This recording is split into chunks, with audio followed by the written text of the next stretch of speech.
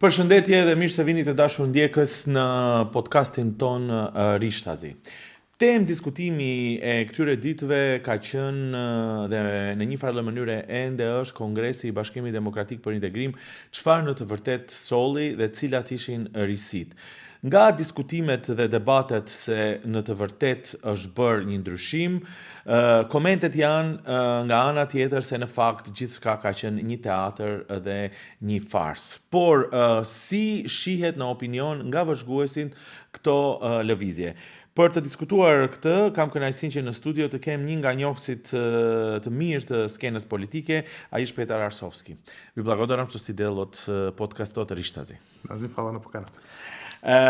Petar, веќе кажаво најавата дека како фокус, може би не само во албанскиот дел од публиката, него општо, е тоа што се случуваше во Дуи и Конгресот и дали во суштина има или нема реформи. Исто така кажав дека има констатации крајности кои што викаат дека таа реформа што се очекуваше, до другите крајности кои викаат дека се работи за театар и фарса.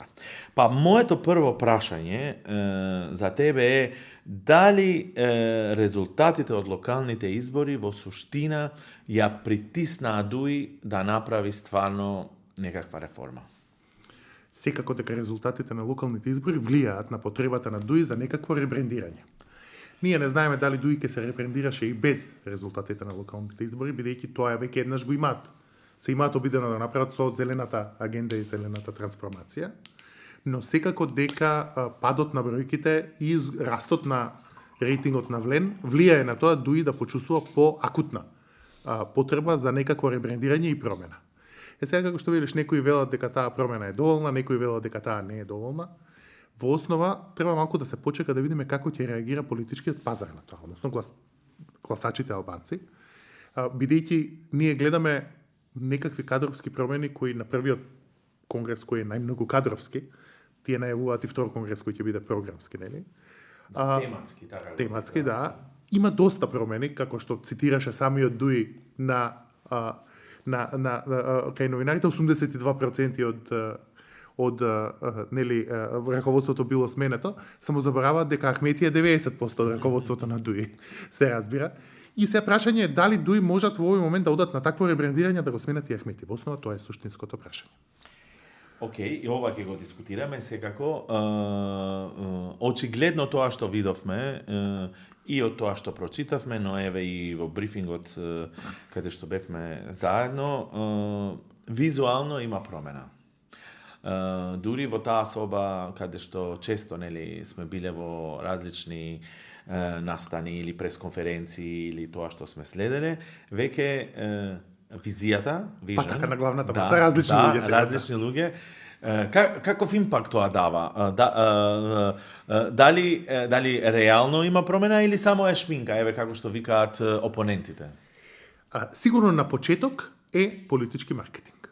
Сигурно дека Дуи сегашната иницијатива за промена е дојдена од резултатите. Прашање е дали новите луѓе со тек на време ќе создадат некакви корени во Дуи, како оние кои ги паметиме претходно, а кои сега не беа на масата, како Талат Џафери и другите, кои имаат длабоки корени во Дуи, и дали тоа ќе влијае на вкупната промена на однесувањето и политиките на Дуи. За тоа што е право, треба се почека и нивниот тематски конгрес. Да видиме дали они ќе сменат нешто од својот наратив или ќе останат центрирани околу периметрот на Охридскиот рамковен договор, што досега им беше главен политички наратив и предност и хендикеп во известен начин. Така што во основа одговорот на прашањето е too soon to tell. Значи, се уште е прерано за да се каже дали ова на почеток секако козметичка промена ќе стане со текот на времето и суштинска. Еве, бидејќи ги спомна бројките, сакам и ова да го коментираме, па после и содржината на резолуциите и на тоа што Конгресот кажуваше, но мислам дека треба да почнеме од ова. Значи, они се фалат, Дуи се фали дека скоро 80% од луѓето веќе во главното тело на партијата се нови, од кои 30% се жени, и од кои 10% се под 29 години. Личи као текстбук анализа, нели? Кога ги гледаме ние, кога читаме, нели, што треба партиите да прават, они некако тоа го направиле.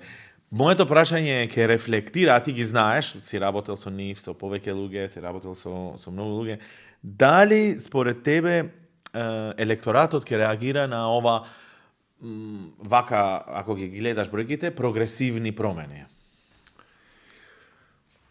Прво, да, има еден јапи вајб околу промените од ДУИ. Како да оделе по некаков чеклист, волку треба млади, волку треба промени, волку треба же. Има еден таков топ-даун, можеби, амбиент по таа промена. Дали тоа ќе биде доволна промена за електоратот, не знам, бидејќи ДУИ не може да избегна дискусијата околу тоа дали и Ахмети треба да замине. А мислам дека се во политичка ситуација во која не може да си дозволат да замине Ахмети, бидејќи вие не можете две кризи да продуцирате исто време, една криза на ребрендирање и втора криза да го смените лидерот, така што во оваа фаза и самиот Ахмети на брифингот на кој бевме рече: јас сум подготвен да се заминам, меѓутоа кога бродот кој плови ќе стигне до пристаниште, претпоставувам има некаков политички мајлстоун, дали е тоа уставните измени, влез во влада, патот на кај, меѓутоа тој во својата глава има некаков мајлстоун кој го чека. Како ќе реагира електоратот на тоа? За најголем дел од електоратот, тоа се однесува како политички пазар. Значи, тие не можат да одвојат во политичкиот производ кој е ДУИ, не може да одвојат што е централен одбор, што е Ахмети, што се тие тоа го сублимираат во еден заеднички политички производ кој не може да се кој е амалгам од сето тоа кое ДУИ го рекламира.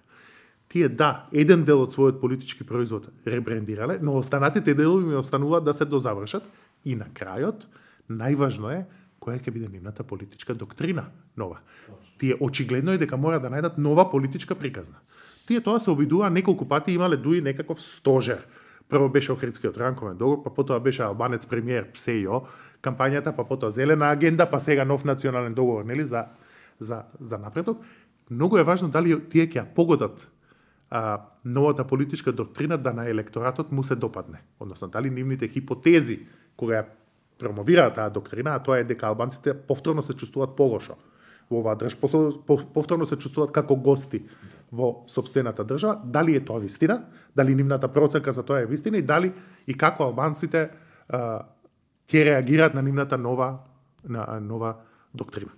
Кога ќе го видиме тоа, ќе видиме дали нивниот политички производ, условно речено, е погоден за пазарот. Значи, повторно, за жал, треба да се почека малку да видиме како ќе реагира. Ова е по учебник чекор во вистински правец, значи промена на кадрови структури, промена на освежување на кадрови структури, најава за промена на политички наратив. Тоа е се по чекбук како од учебник за политички маркетинг, но од учебник до реалност има еден голем пат кој се нарекува имплементација. Да, на албански има изрека што се вика ако нешто треба да се створи, сега не покушувам да преведувам, треба цело море да поминеш. Добро? Така е. Но еве да се задржиме во неколку елементи кои сепак овој конгрес ги произведе.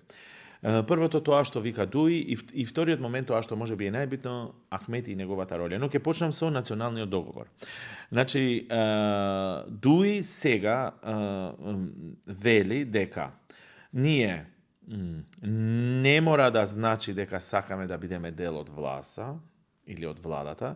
Најверојатно под притисок на тоа дека сите чинители, нели, владени представници, нивни опоненти викаат еве се што прави ДУИ, прави бидејќи сака да се вратат у влада, они викаат не, никогаш тоа еве веќе не го спомнуваме, но сакаме национален договор за Македонија, нели, да стане држава стабилна, европска и така натаму. Кога го читаш ова и кога они го кажуваат, што мислиш, дали политички овој момент за некакво смирување или наоѓање на теми кои сите ќе се договорат да ги спроведат без разлика дали се во власт или во опозиција, е нешто позитивно. Како го гледаш ова и дали е веродостојно кога ДУИ го кажува? Во нивниот нов наратив кој тие го нарекуваат договор за напредок, јас забележувам две линии. Едната е оваа нормална линија на политички маркетинг. А тоа е, на Дуи му е потребна нова голема приказна. И тоа е тоа е најприродна работа во свет за политичките партии. Тие, како што рековме, имале претходно повеќе обиди за таков голем политички проект. И ова е уште еден таков обид кој ги враќа да бидат повторно актуелни со еден за етничките македонци можеби контроверзен договор. Јас мислам дека не е во основа контроверзен договорот, но еве за етничките македонци е начин да се вратат повторно да бидат главна тема на политичката сцена. Вие како што гледате, последниве неколку дена се зборува најмногу за Дуи и нивниот нов договор за напредок. Под тоа чувствуваме на втора линија, а таа е како да интерпретирам, не знам дали беше тоа и твојот впечаток, дека Дуи смета, а Ахмети особено, дека односите помеѓу етничките македонци и етничките албанци во Македонија се повторно влошени и дека одат во негативен правец. Тие сметаат дека сегашната политичка елита која е на власт во Македонија има поантагонистички однос кон албанските партии, па дури и оние кои им се партнери во владата ВЛН. Тоа го гледаме ние во медиумите и во потезите како овој потекст со законот за јазици и така натаму. Како да ВМРО ДПМН сметат дека Дуи имала претходно премногу слобода во претходната влада, па сега тие ќе го вратат клатното на нула со односот со сегашниот албански партнер. Има еден таков амбиент. Јас немам проценка што зборуваат граѓаните албанци. Ахмети цитираше дека лидерите на заедниците се загрижени за односот и така. И во таа смисла тој вели потребен е нов национален договор за тие тензии да ги смириме и да продолжиме да бидеме унитарна држава, односно да продолжиме да можеме да живееме заедно со заеднички цели и програми и визија за еднината. Не можам да кажам дека во тоа нема вистина. Прашање колку на тоа се додава, колкав дел од тој наратив е политички маркетинг, колкав е вистината, бидејќи јас не се движам. Мислам, немам таков пристап до... Битно е која е перцепцијата еве на македонецот, на етничкиот македонец, бидејќи веродостојноста на Дуи е во два аспекти. Првото е the core, нели електоратот албански, што они ќе кажат, како и да е, бидејќи тука е битката. И вториот момент, ако веќе сакаш да се направи национален наратив, нели национален договор за напредок, тоа подразбира пошироко, нели, разговор, поширок општествен разговор. Во овој контекст, како се гледа од македонска страна според тебе? Не сум ти јас добар представник за тоа што мислат етничките македонци. Добро, како и да е, да, ти читаш, гледаш, Еве јас како гледам на тоа. Нема никој нема проблем со легитимитетот на поставувањето на таков договор. Албанците имаат право да имаат политичка агенда, да бидат целосно еднакви со македонците секаде. И апсолутно имаат право да бараат да се чувствуваат еднакви и да не се чувствуваат како гости во сопствената држава. И тој е легитимниот дел. Второ, гледам точки во тој договор кои вака на прва не ми изгледаат спорни. Дуи вели, законите кои се носат со бадентераво мнозинство во собранието, треба исто така да се разгледуваат со бадентераво мнозинство во Уставниот суд. Значи, чувствителноста на тие закони кон етничките заедници на албанците во овој случај, која рефлектира при нивното носење во собранието, треба исто така да постои кога се разгледува нивната уставност и законитост, бидејќи и разгледувањето на уставноста и законитоста влијае на односот на тие законски решенија врз албанците во Македонија. Не гледам дека тоа нема логика. Има логика политичка.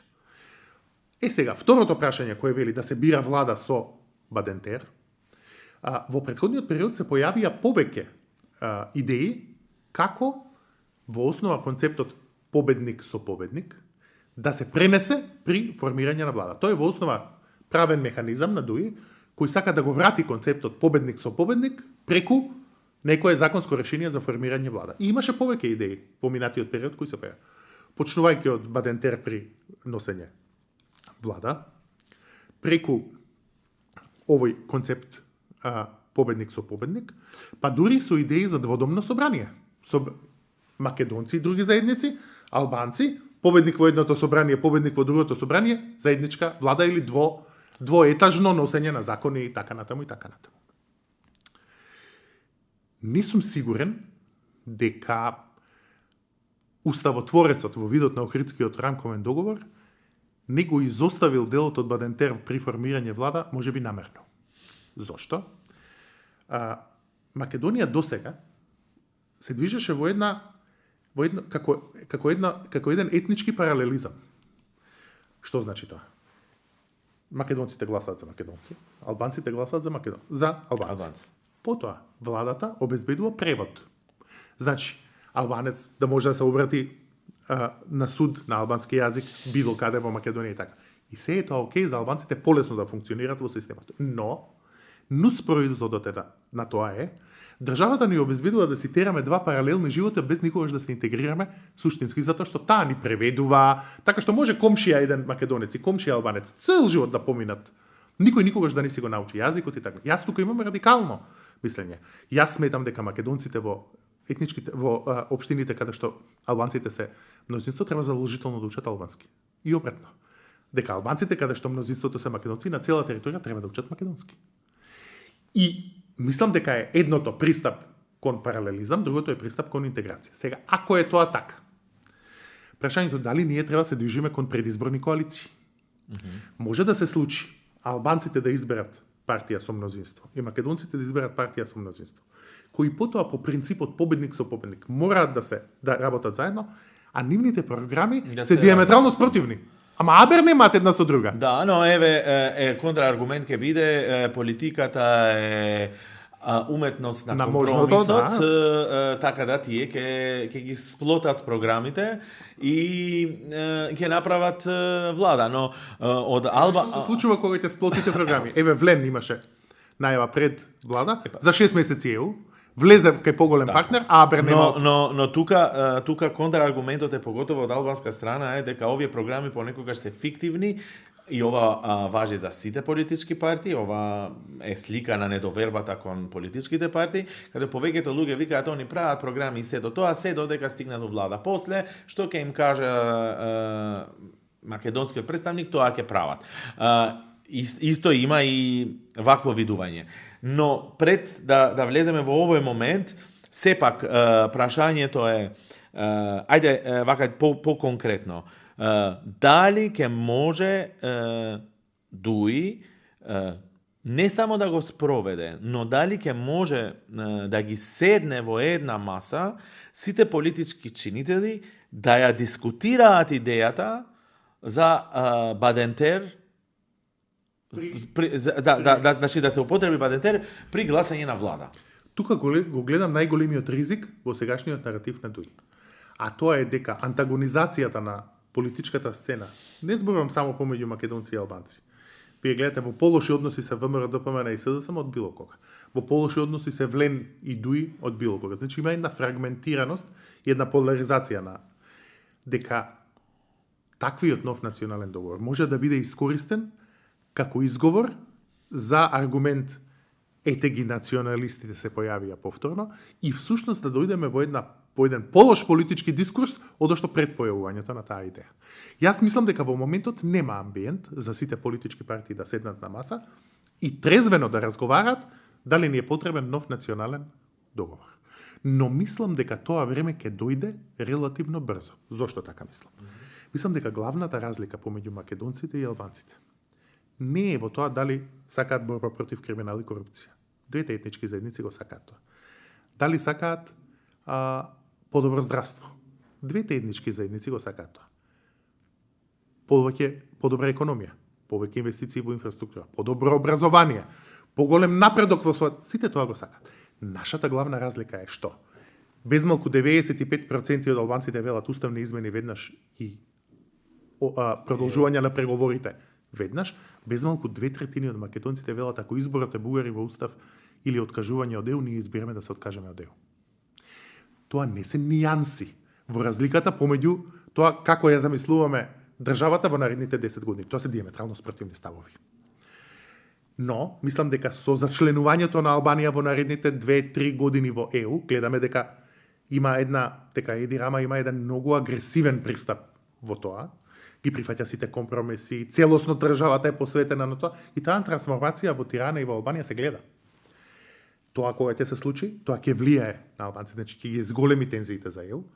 Истовремено ќе има притисок за решавање на уставните измени, затоа што ние се движиме во една геополитичка нестабилна ситуација. Македонија не може да се дозволи долго да биде надвор од било каков процес. Значи долго да биде изолирано парче во кое не се знае кој пие, кој плаќа. Тие две работи заедно имаат капацитет да го исчистат тој меѓуетнички наратив. Тоа ако се расчисти, за останатото лесно ќе се договориме. Веќе останатите интереси ни се релативно слични.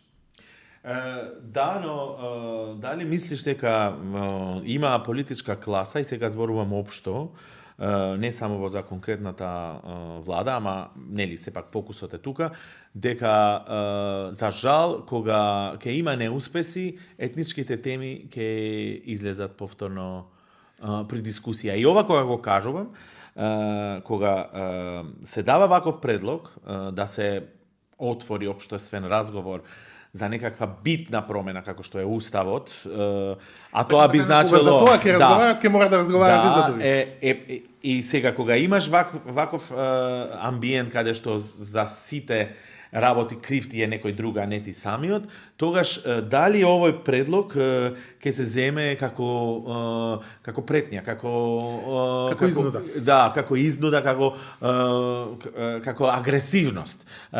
А ние гледаме, барем така не се нуди, еве, ако не се представува како агресивен потек.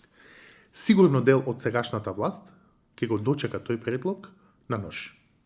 Сигурно, затоа што е во смисла на политичка комуникација such low hanging fruit.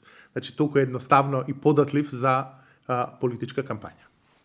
Но јас мислам дека тие загрижености ќе ги одвее ветерот, односно ѓаволот ќе однесе шегата, кога ќе видиме дека Албанија, Црна Гора се движат напред, како се менуваат нивните економии и општества и на крајот повторно јас сум исклучок, не сум вистински представник кој тоа може да го збори. Мислам дека албанците може да се случи во догледно време да се почувствуваат заробени од страна на етничките македонци и нивниот инает против уставните измени, особено кога ќе видат дека нивните сограѓани во Албанија, па дури и во Косово, сега веќе понапред од нив. И тоа не е ненормална реакција. Така што во моментот да има политички отпор кон таа иницијатива, мислам дека тешко ќе биде да се отвори рационална дебата за тоа, но мислам дека времето за рационална дебата ќе дојде, за жал, повеќе од Зорт, од што од Далал. Океј, ова за владата и сепак тука ќе биде многу, најверојатно, ако не друго, дебати во јавноста, можеби не во иста маса, но секако ќе има ставови. Но за вториот предлог, кој исто така се спомнува Бадентер, а тоа е уставните судии да решат со Бадентер кога се работи за закони кои исто така се донесени за Бадентер. Дали овој предлог ќе се прифати некако послободно? Јас се надевам, затоа што по мене на прва немам некакви логички забелешки на тој предлог. Се не знам, јас не сум правник, не сум сигурен дали составот на Уставниот суд е со клуч Бадентер. Бидејќи ако не е, тогаш ќе биде тешко да се... Уставните суди албанци или од заедниците, нели како што е уставот, се бираат со Бадентер. Мислам дека не е нелогично еден закон во чиво носење се инсистира да се имаат предвид особеностите на етничките заедници, од истата логика да се разгледуван уставни иницијативи врзани за тој закон со истото чувство за особеностите на етничките заедници. Така што тоа може да биде, можеби е тоа подобар вовед во некаква рационална дебата околу тој предлог. Ако вие мора да имате двојно мнозинство при носењето на законот, логично да имате двојно мнозинство и кога оценувате уставноста и законитоста на тој закон, или кога толкувате вонредни правни лекови врз основ на тој закон. Така што тоа е можеби полесен чекор. За жал, тој е правно покомплициран, тој бара промена на уставот. Додека бирањето на влада бара само промена на деловник. Така што комплицирани се тие ситуации, но можеби таа дебата може да се отвори полесно од што одошто другата. Но дали ќе се види како агресивност или другиот коментар што беше е дека сега предлогот овие предлози ги прави Дуи за да створи тензија за на крај целта да им биде да дојде во власт. Да дојде во власт. Видете, ние никако направивме да е ерес наративот дека една партија сака да дојде на власт. Па нормално дека сака да дојде на власт. И нормално дека сите политики и предлози се делумно за да дојде на власт, бидејќи така таа смета дека ги представува незините гласачи најдобро. Нормално дека тој предлог на Дуи заради тоа ќе биде дочекан на нож. Но не сум сигурен дека тоа го намалува квалитетот на предлогот. Значи, во моментот тешко ќе биде да се состави некаква логична дебата околу тоа. За жал, амбиентот кај етничките македонски политички партии, дури кај оние од опозицијата кои треба да бидат по-либерални и по-левичари, во основа е дека тие сега сакаат да ги намалат правата и обсегот на албанското влијание во македонската политика, а не да ги зголемат. Така што сигурно дека ќе има еден пушбек околу тој предлог. Прашање е дали може да се најде првата точка на агендата за која може рационално да се дискутира за воопшто агендата да се отвори. Во моментот не чувствувам такво расположение, но ти велам, мислам дека општиот политички амбиент и кај нас и во регионот ќе го создадат тој амбиент за жал од зорт. И тука ќе спомнам нешто што можеби Дуи ова го направи за да биде поприфатлив од два аспекта. Едниот дека имаше кампања цело време против Дуи и против СДСМ, но од Дуи вика дека тоа против Дуи често се чита и против албанците, нели? И вториот момент е дека Дуи сака да покаже дека не е против Македонија или унитарноста. Па они јасно во документот спомнуваат унитарност и другиот момент за да бидат прифатливи, значи да не биде ова само Дуи се виновни за се, спомнуваат јасно и гласно посебноста и почитуваат посебноста на македонскиот народ и сите тие детали на етничката припадност на македонскиот идентитет. Ова е напишана во резолуцијата, во документите после Конгресот. Како овој момент го гледате? Знаете како, кога јас ќе ви кажам во интервју или во разговор, ама јас тебе не те напаѓам, вие веднаш се плашите дали сум ве нападнал. Така што спомнувањето на унитарноста е исто така пиар трик за таа тема да се воведе во дебатата. А почитувањето на посебноста е исто така пиар забелешка која е потребна за да се представи таа иницијатива на добар начин. Јас мислам дека Дуи малку е премногу дефанзивна по тоа прашање.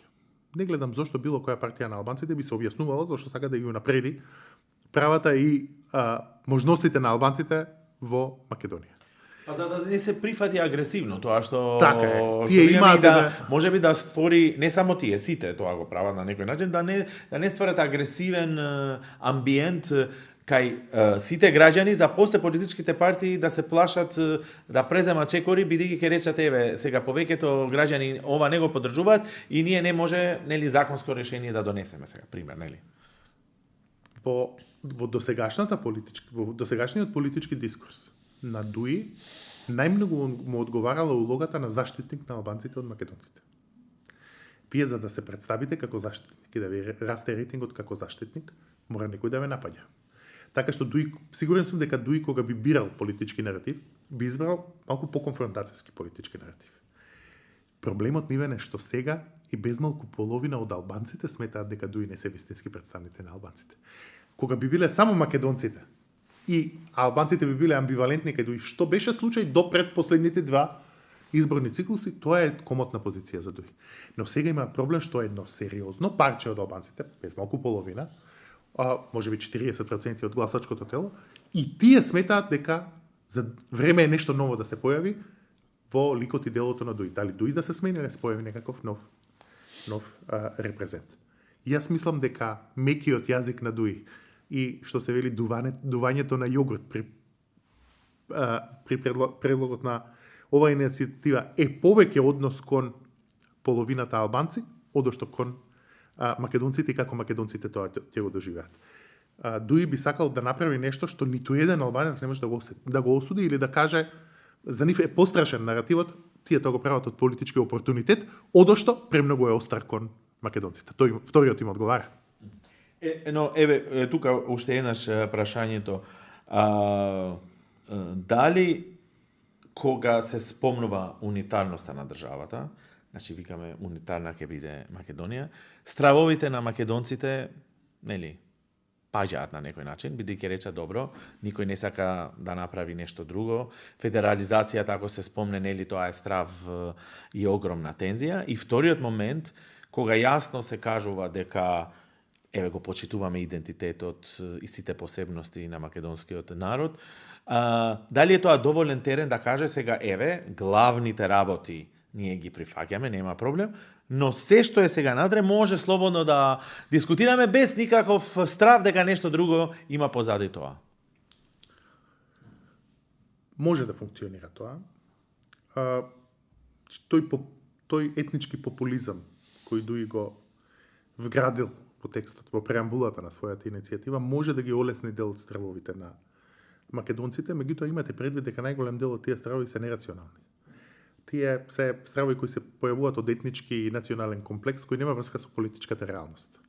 Албанците на прашање на името покажа кој е односот кон националното чувство на македонците. Ние безмалку деценија и пол, 15 години си наетевме на решавање на името и албанците во ниту еден момент, ниту кога беа во влада, ниту надвор, не рекоа вие ние заробувате еднината заради вашиот, значи беа целосно лојални, фер, воспитани во не гледам причина албанците веќе да докажуваат нешто по тоа прашање. Ова второто веќе е малку поитна состојба. Значи нас возот за уставните измени ни оди побрзо одошто, значи не само што чекаме да се качиме на задниот вагон. Задниот вагон е заминат, ние треба да трчаме по пругата да го стигнеме. Значи заминати се последните два вагона кои се Албанија и Црна Гора, новата голема геополитичка награда се Украина и Молдавија. Нас може сосема лесно да не заборават или во јазикот на новата генерација да не остават на син. Така што не мислам дека албанците во таа смисла имаат премногу потреба да објаснуваат зошто тоа го сакаат. И зошто сакаат да ги решат внатре проблемите. Во основа, која е критичната забелешка на Дуи? Тие велат, овие иницијативи се неопходни за да се задржи унитарниот карактер на државата. Тие велат, албанците се чувствуваат полошо, како што поминува времето заради уставните измени, заради оддалечување на ЕУ, заради антагонистичкиот став на македонските политички елити, сите и така натаму и така. Јазот помеѓу двете етнички заедници повторно може да ескалира до таму, да легитимно се постави дилемата можеме ли ние воопшто да продолжиме да живееме заедно. Тоа е во основа наративот кој македонците ги плаши или не ги плаши. Имајте предвид дека македонците повторно на прашањето на уставните измени би сакале албанскиот политички фактор да биде фуснота на таа политика. Значи тие да го тераат и наетот со ЕУ и со Бугарија до кога можат, а албанците да кажат видете ние сме тука, ние сме фуснота на вашата политика, вие кога ќе се свестите, ние пак ќе бидеме тука. Во 21 век нема тоа веќе. Секој етникум, заедница, народ, нација си го бара местото под сонцето и има право да притиска во политичкиот дискурс за она што смета дека е добро за нивниот народ. Еве кога се зборува уставот, уставните промени, Бадентер, сето тоа, чувството е понекогаш дека се говори за сите граѓани, ама како тоа фамозната на Орвел, нели, ама некои граѓани се поеднакви или малце поеднакви од другите и тука станува проблемот. И сега кога зборуваш за македонскиот дел, од една страна е еве ова што ти го кажуваш дека не треба веќе ни една политичка структура или албанците да се докажуваат наспроти македонските. Од друга страна па ги гледаме овие стравови. Еве, ако наеднаш има тоа што констатираме наплив на емоции дека наводно албанците добиле повеќе од тоа, па да ги вратиме сега, па да им кажеме кај им е местото, овој дискурс сепак произведува тензии и во ваков амбиент можеби ваков вокабулар што го имаат и представниците на албанците што се во власта е на некој начин да им кажат на граѓаните и на политичките партии Relax. Значи, смирете се, бидејќи ние не мислиме ништо лошо, него е дел од овој дискус или дискусија, што, еве и ти го кажуваш, да некои работи да одат напред, ама тоа не значи дека се против македонците. Во основа, ако можам да го реинтерпретирам твоето прашање, тоа е една дилема која и мене ме мачи. Зошто условот на ДУИ е Бадентер, а не уставни измени и продолжување на преговорите кон ЕУ? Предпоставката е дека двата политички маневра во основа би создале ист ефект, а тоа е реунитаризација, заедничка визија за еднината, пеглање на етничките разлики и создавање на една заедничка цел и така натаму.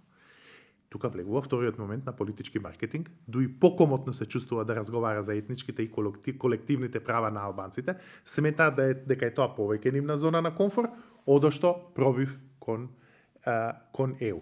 Особено бидејќи за пробив кон ЕУ 50% од албанците удобно молчат, оние кои се сега во влада.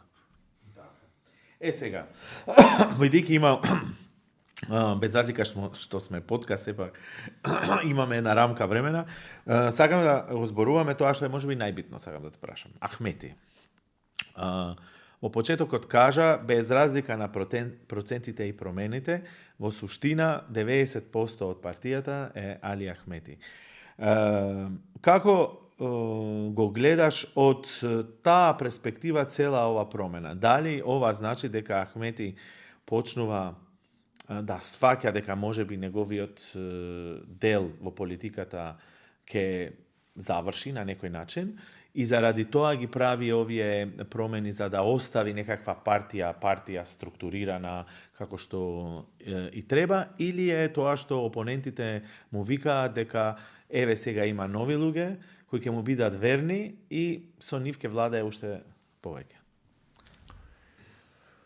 Многу е комплициран тој одговор, бидејќи, знаеш што е, ние мериме врз основи на една емпирија, колку Ахмети сменил, кого сменил, што направил, и по тоа се обидуваме да предпоставиме што му е неговата карена стратегија.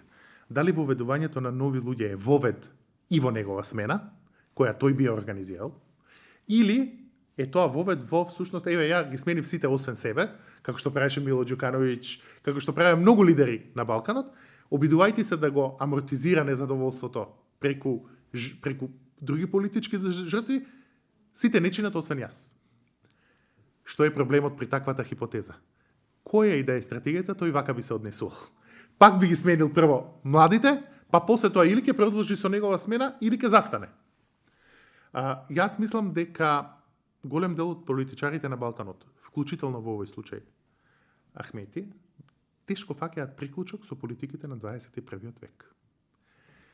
21. век е време во кое политиката се бори за вниманието кај младите луѓе со Тейлор Свифт, со TikTok. Значи, веќе не е носечка сила на тој начин.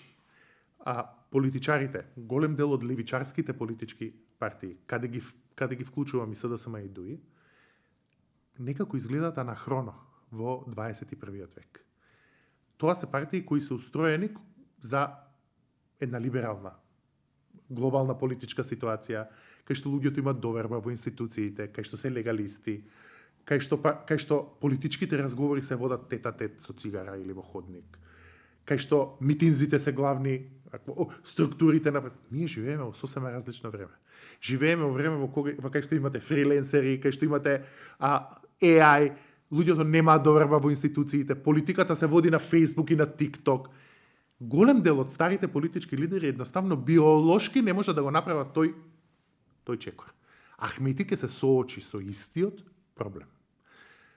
Тој во моментот е прескап во смисла на политичка организација и политичка институционална меморија за дуи да го сменат, но таа тема ќе им се враќа повторно и повторно во политиката, бидејќи јазот помеѓу тоа како се одвива политиката денес и јазот како Ахмети спроведува политиката со текот на времето само ќе се зголемува. Ама како рече Ахмети, јас сум помлад од Трамп 15 години, така да... Не, во основа, да бидеме фер, треба да почекаме како ќе реагира електоратот на овие смени на ДУИ. Ако ги поздрави и рейтингот почне да им расте, тогаш можеби нема да имаат потреба за дополнителни радикални промени, како, например, промена на лидерот.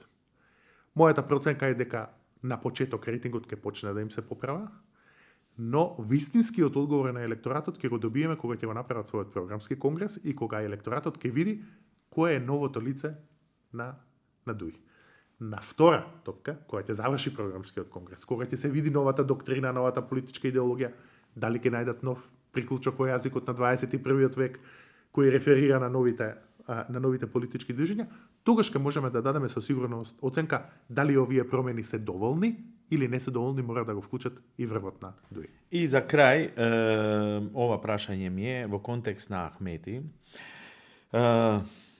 Во голем број на етничките македонци сепак самиот Ахмети го гледаат како човекот што донел војна, што донел криза, поради кој се случува сите тие промени и поради наративот што беше пред генералните избори, тој на некој начин се врати тој наратив кој и на некој начин се настројува и кон неговата личност, политичка личност, да.